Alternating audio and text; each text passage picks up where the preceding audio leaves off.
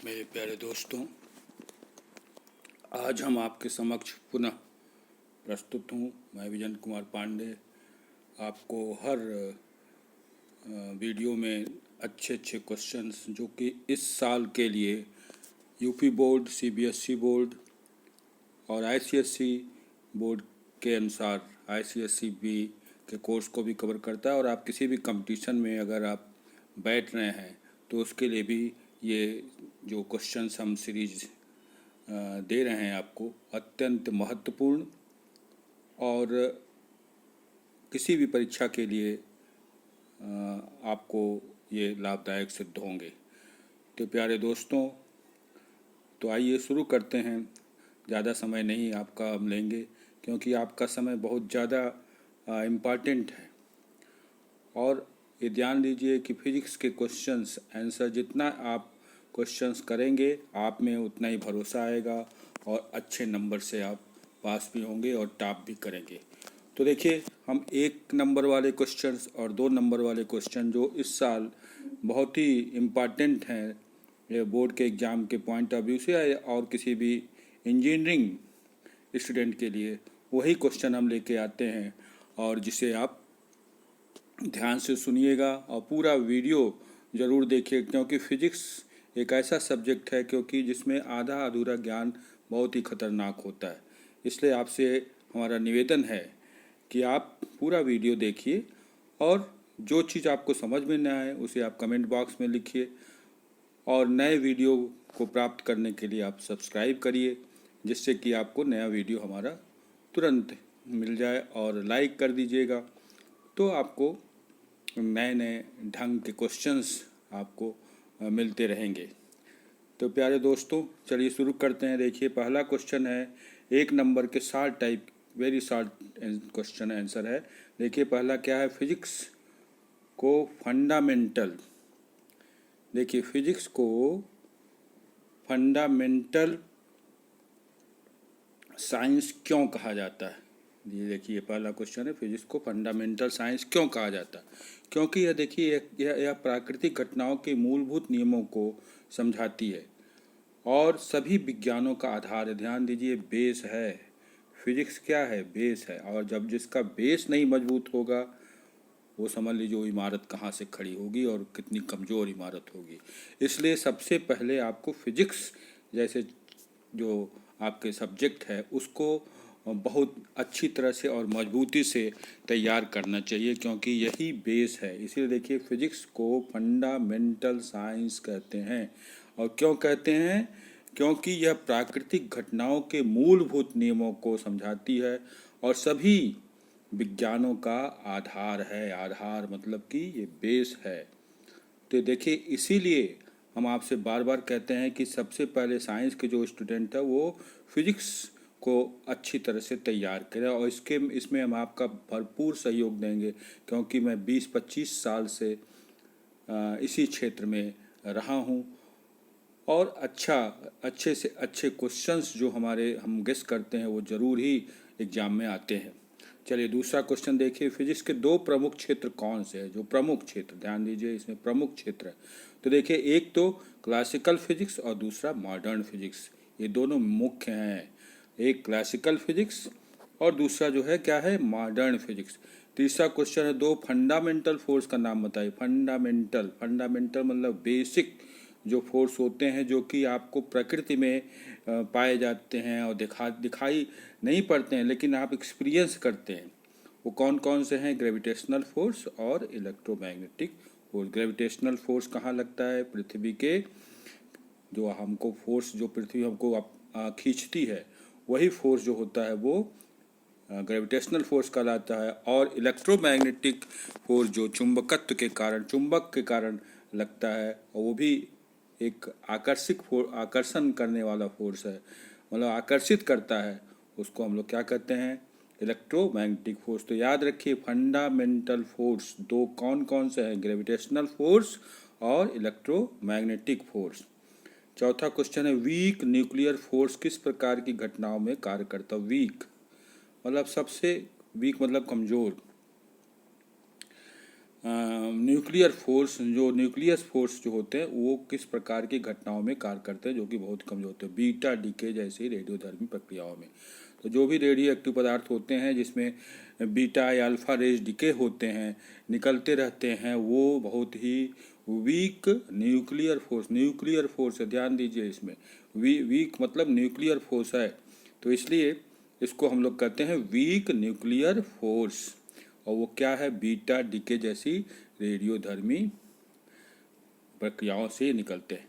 Physics और technology का संबंध क्या है? देखिए, बहुत अच्छा क्वेश्चन है ये, किसी भी कंपटीशन में अक्सर पूछे जाते हैं। फिजिक्स और टेक्नोलॉजी, देखिए अक्सर बच्चे कंफ्यूज हो जाते हैं, फिजिक्स और टेक्नोलॉजी में अंतर है। और मूलभूत, देखिए फिजिक्स जो होती है मूलभूत सिद्धांतों मतलब कि बेसिक चीज़ों पर आधारित होती है, और जबकि टेक्नोलॉजी इसका प्रयोग करके नए उपकरण और मशीन बनाती है। देखिए, एक दूसरे के बिना कुछ भी नहीं हो सकता। देखिए फिजिक्स क्या करती है, बेस आधार मजबूत कर दी, आधार देती है, और उसी आधार पर नई नई मशीनें और उपकरण बनते हैं जो ये फिजिक्स देता है।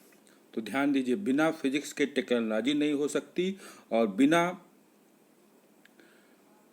टेक्नोलॉजी के फिजिक्स की तो कोई टेक्नोलॉजी संभावना ही नहीं, क्योंकि फिजिक्स क्या करता है, जैसे किसी भी मकान का नींव बनती है, नींव तैयार होती है, उस पर मकान खड़ा होता है, तो फिजिक्स एक नींव देती है, बेस देती है, जिससे नई नई टेक्नोलॉजी आती है।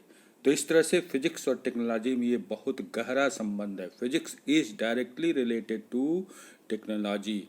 तो याद रखिए, दोनों टेक्नोलॉजी और फिजिक्स में ये मूलभूत अंतर हैं, लेकिन दोनों एक दूसरे से संबंधित हैं।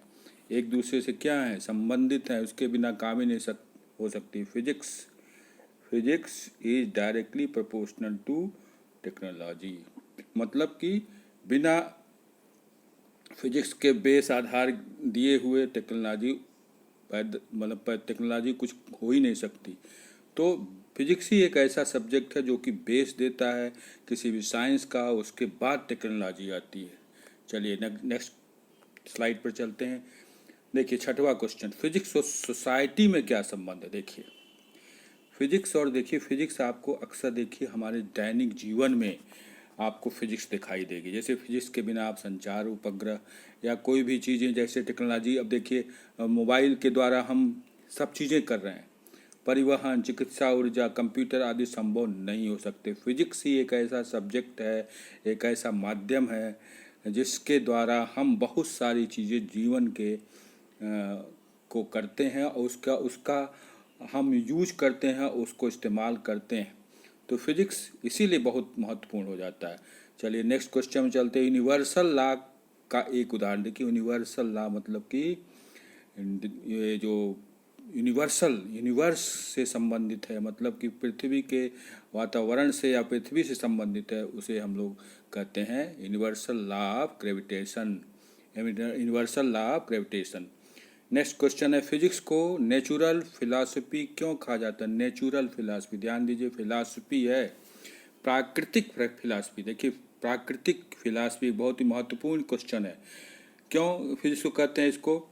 क्योंकि यह प्रकृति और उसके नियमों का अध्ययन करती है। देखिए जहाँ हम रह रहे हैं, हम प्रकृति के बीच में रह रहे हैं, प्रकृति के बीच में रह करके भी हम प्रकृति से खिलवाड़ करते हैं, लेकिन यह प्रकृति, फिजिक्स ही ऐसा माध्यम है जो प्रकृति और उसके नियमों का अध्ययन करती है, और उससे बहुत सारी चीज़ों का रिसर्च करके हमारे दैनिक जीवन में उसका उपयोग में लाती है।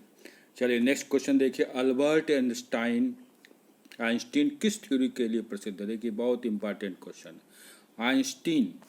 अल्बर्ट आइंस्टीन जो है थ्योरी ऑफ रिलेटिविटी पर इनका जो है वो थ्योरी ऑफ रिलेटिविटी बहुत ही प्रसिद्ध ये चीज़ें हैं। तो थ्योरी ऑफ रिलेटिविटी याद रखिए। अल्बर्ट आइंस्टीन किस थ्योरी पर के लिए प्रसिद्ध है? Albert Einstein theory of relativity पर के लिए प्रसिद्ध थे। सीवी रमन को किस खोज के लिए नोबेल प्राइज मिला था? ये भी बहुत अच्छा क्वेश्चन है। सीवी रमन की किस खोज के लिए नोबेल प्राइज मिला था? देखिए रमन इफेक्ट, बहुत ही इम्पोर्टेंट रमन इफेक्ट है, जो कि आपको हम आगे वाले वीडियो में आपको हम बताएंगे कि what is the Raman effect, scattering of light. एक नया चैप्टर है, बहुत बढ़िया चैप्टर है। इसको हम आपको पूरे डिटेल में इस चैप्टर को बताएंगे, जो कि आप हमारा वीडियो देखते रहिएगा और सब्सक्राइब करते रहिएगा, करेंगे तो आपको वीडियो मिलता रहेगा। चलिए नेक्स्ट स्लाइड पे चलते हैं। देखिए अब हम 2 मार्क्स का, अभी तक तो हमने 1 नंबर के क्वेश्चंस को, वेरी शॉर्ट क्वेश्चन आंसर को हम आपको समझा रहे थे या बता रहे थे। अब आप आइए 2 नंबर के क्वेश्चन में। देखिए इसमें 2 पार्ट होते हैं। अक्सर 2 नंबर के क्वेश्चन में 2 पार्ट करीब करीब होते हैं। तो देखिए फिजिक्स के स्कोप को 2 भागों में कैसे बांटा जा सकता है। स्कोप, फिजिक्स का जो स्कोप है उसको 2 भागों में कैसे बांट सकते हैं। देखिए पहला है माइक्रोस्कोपिक डोमेन, जिसमें मैकेनिक्स, थर्मोडायनेमिक्स, इलेक्ट्रोमैग्नेटिज्म आता है, और दूसरा है माइक्रोस्कोपिक डोमेन। देखिए दूसरा है एटम्स, न्यूक्लियाई, एलिमेंट्री पार्टिकल्स। देखिए पहले पार्ट में फिजिक्स को 2 पार्टों में बांटा गया है। पहला क्या है, मैकेनिक्स, थर्मोडायनेमिक्स और इलेक्ट्रोमैग्नेटिज्म, ये फर्स्ट पार्ट हो गया। उसके बाद दूसरा जो पार्ट है उसमें एटॉमिक, न्यूक्लियाई, एटम से संबंधित एटम्स, न्यूक्लियाई और एलिमेंट्री पार्टिकल। तो ये सब जो है आपके 2 भाग हैं फिजिक्स के। चलिए नेक्स्ट क्वेश्चन, 4 फंडामेंटल फोर्सों को बताइए। 4, देखिए 4 फंडामेंटल फोर्स को बताना है। ये याद रखिए, बहुत ही इम्पोर्टेंट, किसी भी कंपटीशन में, खासतौर से CBSE एग्ज़ाम और बोर्ड यूपी बोर्ड के एग्ज़ाम के लिए अच्छे क्वेश्चंस हैं ये, और ज़रूर आते हैं। देखिए 4 फोर्स हैं हमारे फंडामेंटल, बेसिक जो फोर्स होते हैं प्रकृति में, कौन कौन से हैं। Gravitational force, electromagnetic force, strong nuclear force और वीक न्यूक्लियर फोर्स। देखिए न्यूक्लियर फोर्स, न्यूक्लियस मतलब नाभिक जो होती है वो 2 प्रकार की होती है, उसमें फोर्स लगती है। एक तो कमज़ोर होती है और दूसरी जो स्ट्रांग होती है। तो स्ट्रांग न्यूक्लियर फोर्स और वीक न्यूक्लियर फोर्स। और 2 फोर्स और भी होते हैं फंडामेंटल, एक जो है इलेक्ट्रोमैग्नेटिक फोर्स हो गया और दूसरा जो है ग्रेविटेशनल फोर्स हो गया। तो इस तरह से ये 4 आप फोर्स का नाम याद रखिए जो कि फंडामेंटल फोर्स हैं। चलिए अगला क्वेश्चन चलते हैं, 13वां क्वेश्चन, स्ट्रांग न्यूक्लियर फोर्स की विशेषता बताइए।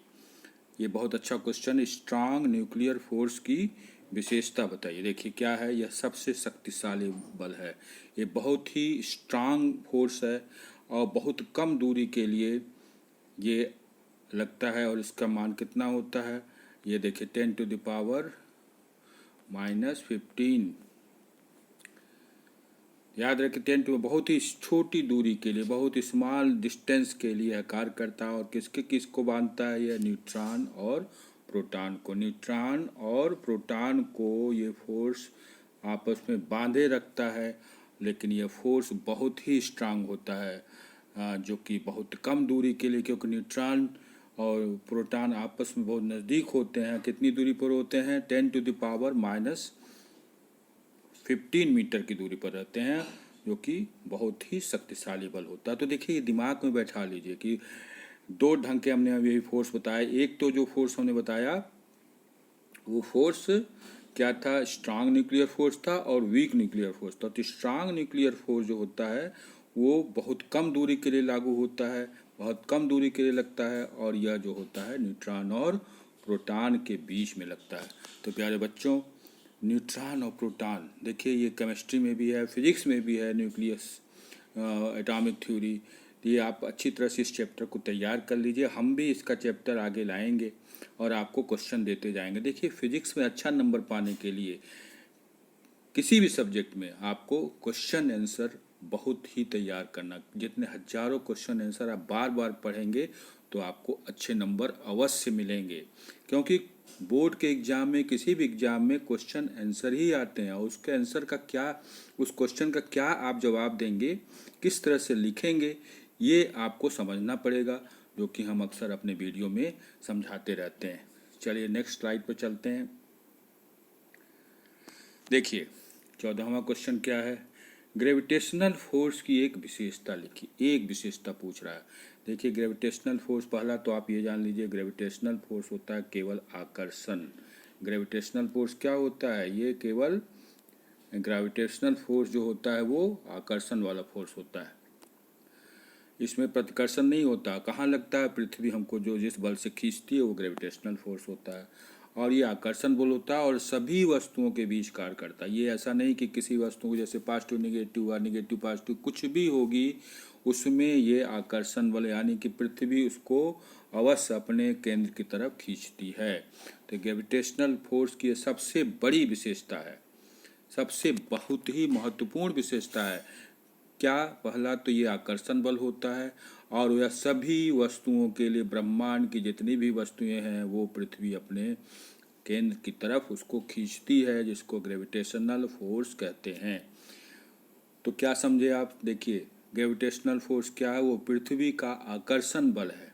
वो क्या है? पृथ्वी का आकर्षण बल है जो कि हर वस्तुओं पर लगता है और पृथ्वी उस वस्तु को अपने केंद्र की तरफ खींचती है। चलिए अगले क्वेश्चन देखिए, इलेक्ट्रोमैग्नेटिक फोर्स का एक दैनिक जीवन उदाहरण दे। देखिए बहुत इंपॉर्टेंट क्वेश्चन, इलेक्ट्रोमैग्नेटिक फोर्स हमारे दैनिक जीवन में कहाँ लग रहा है, इसे आप नहीं जानते होंगे, और ये अक्सर कंपटीशन में पूछे जाते हैं। बच्चे कंफ्यूज हो जाते हैं क्योंकि वो ऐसे क्वेश्चन उनको मिलते ही नहीं है कहीं भी। तो इसीलिए मैं कहता हूँ कि आप पूरा वीडियो देखेंगे तो उसमें एक एक से अच्छे क्वेश्चन हम आपको देते जाते हैं, और उस वीडियो को पूरा देखेंगे तो आप खुद ही महसूस करेंगे कि आपके एग्जाम में किसी भी कंपटीशन आप इतना हल्का महसूस करेंगे कि वो सारे क्वेश्चन आपके जबान पर याद रहेंगे। तो देखिए इलेक्ट्रोमैग्नेटिक फोर्स का दैनिक जीवन में उदाहरण क्या है? बिजली का प्रवाह, चुंबकत्व, प्रकाश, रेडियो वेव्स और कंप्यूटर चिप्स। ये देखिए अपने दैनिक जीवन आप देखते हैं, बिजली आपके कमरों में, घरों में बहती रहती है, चुंबक आप देखते हैं, यूज करते हैं प्रयोगशाला में या जहाँ भी आप देखते होंगे चुंबकत्व का प्रभाव देखते हैं। प्रकाश, लाइट हमेशा सूर्य से प्रकाश आती है। रेडियो वेव्स, जिससे हम रेडियो वेव्स आप जानते हैं पूरा रेडियो वेव्स जो रेडियो से निकलती है या रेडियो वेव्स आती रहती है आकाशीय पिंडों से, रेडियो वेव्स होती है। और कंप्यूटर चिप्स तो आप बहुत ही उससे परिचित होंगे। तो ये सब दैनिक जीवन में इलेक्ट्रोमैग्नेटिक फोर्स को प्रदर्शित करते हैं। चलिए फिर आइए, न्यूटोनियन मैकेनिक्स किस सीमा में लागू होता है? देखिए बहुत ही अच्छा क्वेश्चन है। जब गति बहुत कम हो और वस्तुकार बहुत बड़ा हो तब कौन सा बल लगता है? उसको हम लोग क्या करते हैं? Newtonian mechanics. वो क्या है? न्यूटोनियन मैकेनिक्स मतलब उसकी गति किससे बहुत कम हो, किससे? प्रकाश के वेग से। सी क्या है यहाँ पर? प्रकाश का वेग है। तो जब गति किसी भी वस्तु की बहुत कम हो प्रकाश के वेग से, लेकिन आकार क्या हो? बहुत बड़ा हो, आकार बहुत बड़ा हो, तब वहाँ पर कौन सी थ्योरी काम करती है? Newtonian mechanics. याद रखिए न्यूटोनियन मैकेनिक्स कहाँ किस सीमा में लागू होती है? किस सीमा में लागू होती है? जब कोई भी गतिमान वस्तु प्रकाश के वेग से बहुत कम वेग से चल रही हो लेकिन उसका आकार बहुत बड़ा हो, तो वहाँ पर ये सीमा लागू होती है। v is very very small in comparison to the c is the velocity of light. चलिए अगला क्वेश्चन देखते हैं, क्वांटम मैकेनिक्स किस क्षेत्र की भौतिकी है? ये देखिए बहुत कितने लोग क्वांटम मैकेनिक्स पढ़ते हैं लेकिन उनको मालूम ही नहीं होता वह किस क्षेत्र की फिजिक्स है, भौतिकी है। देखिए सूक्ष्म कणों जैसे इलेक्ट्रॉन, प्रोटॉन आदि का अध्ययन इसी क्वांटम मैकेनिक्स के का जो क्षेत्र है वह भौतिकी को ऐसा क्षेत्र है जिसमें कि सबसे सूक्ष्म कण जैसे इलेक्ट्रॉन हुआ, प्रोटॉन हुआ, फोटॉन हुआ आदि का उस फिजिक्स क्वांटम मैकेनिक्स में इसका अध्ययन किया जाता है। अब आपको एकदम क्लियर कॉन्सेप्ट हो गया कि क्वांटम फिजिक्स कहाँ पर लागू होती है। Quantum physics actually electron, proton, photon आदि के अध्ययन के लिए क्वांटम फिजिक्स लागू होती है, और उसी के तहत हम इन सब इलेक्ट्रॉन, प्रोटॉन और इनके व्यवहारों को हम समझते हैं। चलिए अगला क्वेश्चन देखते हैं, रिलेटिविटी थ्योरी की आवश्यकता कब पड़ती है? रिलेटिविटी थ्योरी बहुत इम्पॉर्टेंट क्वेश्चन है, कंपटीशन के पॉइंट ऑफ व्यू से बहुत ही इम्पॉर्टेंट क्वेश्चन है, ध्यान दीजिए। रिलेटिविटी थ्योरी की आवश्यकता कब पड़ती है? जब गति प्रकाश की गति से के निकट हो या बहुत ही प्रबल गुरुत्वाकर्षण क्षेत्र में हो। देखिए जब गति, उस वस्तु की गति प्रकाश की गति के निकट हो, मतलब कि लगभग प्रकाश के वेग से वो वस्तु चल रही हो, लगभग प्रकाश के वेग से वो वस्तु चल रही हो। और दूसरी चीज, बहुत ही प्रबल गुरुत्वाकर्षण हो, तब जो है रिलेटिविटी थ्योरी वहाँ पर लागू होती है। तो थ्योरी ऑफ रिलेटिविटी कहाँ लागू होती है? देखिए कितने सारे आप क्वेश्चन पढ़े होंगे, लेकिन जो बेसिक आधार जो होता है ना, वो मजबूत नहीं होता आप लोग का। क्यों? फिजिक्स के बहुत सारे डेरिवेशन हम पढ़ते हैं, लेकिन आप ये ध्यान दीजिए, किसी भी बड़े कंपटीशन में, किसी भी एग्जाम में इसी चीज़ की वहाँ पर आप को फंसाने की कोशिश करते हैं, क्योंकि वो जानते हैं कि ये बच्चे इन सब बेसिक चीज़ों को पढ़ते ही नहीं हैं, और वो ये सोचते हैं कि ये सब क्यों आएगा। लेकिन बेसिक चीज़ों की जानकारी बहुत ही आवश्यक है, तभी आपकी फिजिक्स मजबूत होगी। तो देखिए क्या लिख रहा है, रिलेटिविटी थ्योरी की आवश्यकता कब पड़ती है? कब पड़ती है? जब गति प्रकाश की गति के निकट हो। जब गति क्या हो? प्रकाश की गति के निकट, velocity nearly equal to velocity of light, या बहुत ही प्रबल गुरुत्वाकर्षण क्षेत्रों, तब थ्योरी ऑफ रिलेटिविटी अप्लाई होती है। तो आशा करते हैं ये क्वेश्चन आपको समझ में आ गया होगा। चलिए अगले स्लाइड पर चलते हैं। देखिए, आप देखिए ये सब बहुत ही अच्छे अच्छे क्वेश्चन हैं, जिसको आप ध्यान से देखिएगा। रिलेटिव थ्योरी की आवश्यकता कब पड़ी? आपने बता ही दिया। लॉ ऑफ कंजर्वेशन का फिजिक्स में महत्व क्या है? लॉ ऑफ कंजर्वेशन में महत्व क्या है? लॉ ऑफ कंजर्वेशन में फिजिक्स का क्या महत्व है? दो सार्वभौमिक हैं, ये सार्वभौमिक है और हर क्षेत्र में लागू होते हैं। तो लॉ ऑफ कंजर्वेशन का क्या मतलब हुआ? ये हर जगह, हर क्षेत्र पर लागू होते हैं।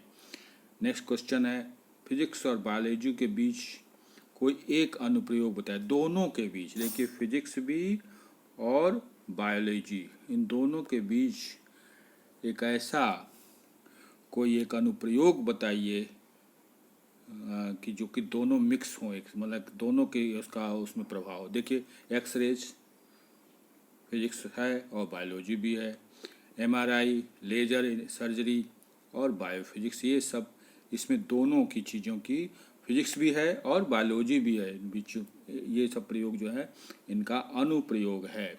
फिर अगला क्वेश्चन 21 देखिए क्या है, फिजिक्स और केमिस्ट्री का संबंध कैसा है? देखिए फिजिक्स और केमिस्ट्री अक्सर आप ये क्वेश्चन इग्नोर कर जाते हैं, आप पढ़ते ही नहीं हैं कि फिजिक्स केमिस्ट्री पढ़े तो जा रहे हैं, लेकिन इन दोनों में क्या संबंध है ये चीज़ आपको नहीं मालूम होता। क्या होता है केमिस्ट्री में? Atomic bonding, reaction, kinetics, spectrography हम पढ़ते हैं, और ये सब फिजिक्स के प्रिंसिपल्स से समझाए जाते हैं। देखिए जितना भी आप केमिस्ट्री देखिए, इसीलिए फिजिक्स का महत्व बढ़ जाता है, क्योंकि केमिस्ट्री भी फिजिक्स से रिलेटेड है, और फिजिक्स के बिना केमिस्ट्री नहीं है। केमिस्ट्री में जैसे आप पढ़ते ही हैं, एटॉमिक बॉन्डिंग पढ़ते हैं, रिएक्शन पढ़ते हैं, काइनेटिक रिएक्शन पढ़ते हैं, स्पेक्ट्रोस्कोपी पढ़ते हैं, ये सब चीज़ें फिजिक्स की ही देन है, जो कि केमिस्ट्री का पार्ट बन गई हैं। चलिए अगला क्वेश्चन है, एक वैज्ञानिक नाम लिखिए जिन्होंने स्पेस टाइम की अवधारणा दी है। कैसे वैज्ञानिक का नाम बताइए जो स्पेस टाइम की अवधारणा। स्पेस टाइम बहुत ही अच्छा टॉपिक है, स्पेस टाइम, इसके बारे में हम डिटेल में आपको फिर बताएंगे, क्योंकि स्पेस टाइम एक तरह से समझिए पूरी इसकी फिजिक्स है, बहुत अच्छी चीज़ है। स्पेस टाइम क्या होता है उसके बारे में डिटेल में आपको नए वीडियो में देंगे। आप कमेंट करके बताइए कि इसकी ज़रूरत है या नहीं है, तो हम उसका एक नया वीडियो बना करके दे देंगे। तो ये क्या है स्पेस वैज्ञानिक? एक वैज्ञानिक का नाम लिखिए। कौन सा है वो वैज्ञानिक? अल्बर्ट आइंस्टीन ने स्पेस टाइम की कॉन्सेप्ट दिया, स्पेस टाइम का उन्होंने क्या किया? कॉन्सेप्ट दिया। तो इस तरह से ये 22 क्वेश्चन आपके हो गए। चलिए अगले क्वेश्चन 25 क्वेश्चन आपको दे रहे हैं, जो कि बहुत ही इम्पॉर्टेंट क्वेश्चन है। चाहे कहीं भी आप देखेंगे ये सारे क्वेश्चन कहीं न कहीं किसी कंपटीशन में या सीबीएसई या बोर्ड के एग्जामों में ज़रूर आए होंगे। देखिए, क्या फिजिक्स का नियम ब्रह्मांड के हर स्थान पर समान होता है? जरूर होता है। देखिए फिजिक्स का जो नियम है वो फिजिक्स आपके दैनिक जीवन, जो दैनिक जीवन है वो ब्रह्मांड में लीजिए या पृथ्वी पर लीजिए, कहीं भी ये यूनिवर्सल लॉ पर आधारित होता है, इसलिए हर जगह और हर समय ये समान रहते हैं। तो क्या क्वेश्चन है, क्या फिजिक्स के नियम ब्रह्मांड के हर स्थान पर समान होते हैं? जरूर होते हैं। क्यों होते हैं? क्योंकि ये फिजिक्स यूनिवर्सल लॉ है, यूनिवर्सल लॉ ब्रह्मांड से रिलेटेड है, इसलिए वे हर जगह और हर समय समान रहते हैं। टेक्नोलॉजी की प्रकृति में से फिजिक्स को कैसे लाभ होता है? देखिए, बहुत अच्छा क्वेश्चन। टेक्नोलॉजी पर फिजिक्स को कैसे लाभ? नई तकनीक का प्रयोग और अवलोकन सरल हो जाते हैं। जैसे देखिए, अभी जो बहुत बड़ा एक्सपेरिमेंट हुआ है जो कि गॉड पार्टिकल जिसको कहते हैं, लार्ज हैड्रॉन कोलाइडर, इसमें क्या क्या गॉड पार्टिकल की खोज की गई थी। इसमें देखिए नई तकनीक है, लेकिन इस नई तकनीक को लाने में सबसे बड़ा महत्व किसका? फिजिक्स का है। इसीलिए सबसे बड़ी टेक्नोलॉजी जो आप देखिए, जैसे गॉड पार्टिकल की खोज हो रही है, अभी पता नहीं चला, लेकिन गॉड पार्टिकल क्या है, ईश्वर क्या है, इसकी खोज हो रही है, लेकिन इसमें फिजिक्स की बहुत बड़ा रोल है। तो ध्यान दीजिए, नई तकनीक से प्रयोग और अवलोकन सरल हो जाता है।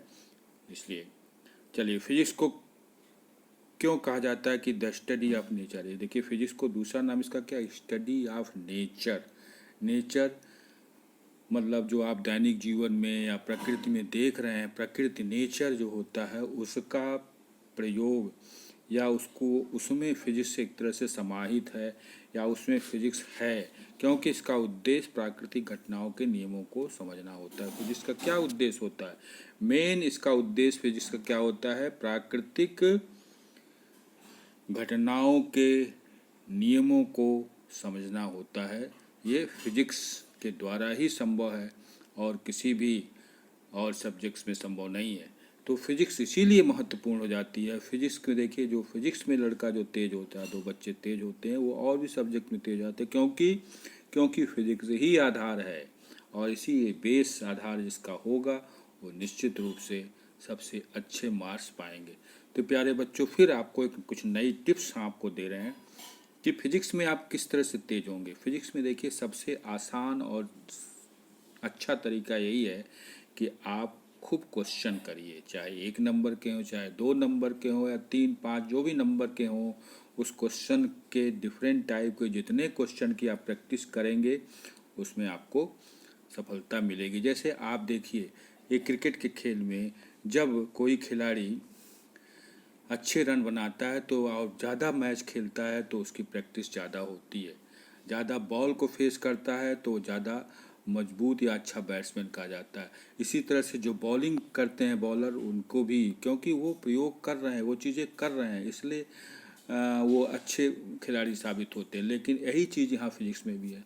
आप अच्छे खिलाड़ी, अच्छे मार्क्स पाने का एक सीधा रास्ता यही है कि आप बहुत सारे क्वेश्चंस रोज़ करें, कम से कम 20-25 क्वेश्चन हमारे वीडियो को देखिए।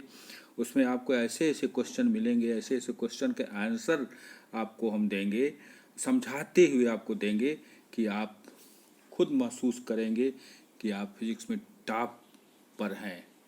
और जब फिजिक्स में टॉप करेंगे तो और भी सब्जेक्ट आपको बहुत ही आसान हो जाएंगे। तो प्यारे बच्चों, आशा करते हैं कि आप हमारे जो भी लेक्चर हैं उसको देखेंगे और लाइक करेंगे, इसको हमारे वीडियो को लाइक भी करेंगे, सब्सक्राइब करेंगे और साथ ही साथ हमें कमेंट ज़रूर करेंगे, जिससे कि हम उसमें उसके आपकी बातों को समझ सकें और आपकी बातों के अनुसार नए वीडियो को लाएं। तो प्यारे बच्चों, पुनः आपसे अनुरोध है कि हमारे वीडियो, किसी भी वीडियो को, बहुत सारे वीडियो 60-70 वीडियो हम डाल चुके हैं, आप उसे देखिए।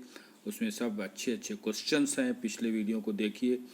अच्छे अच्छे क्वेश्चन अगर आप समझ जाएंगे तो आप देखिएगा ऐसा रास्ता आपको मिल जाएगा कि चाहे वो कंपटीशन हो, चाहे बोर्ड का एग्ज़ाम हो, सब में आप टॉप ही पर रहेंगे।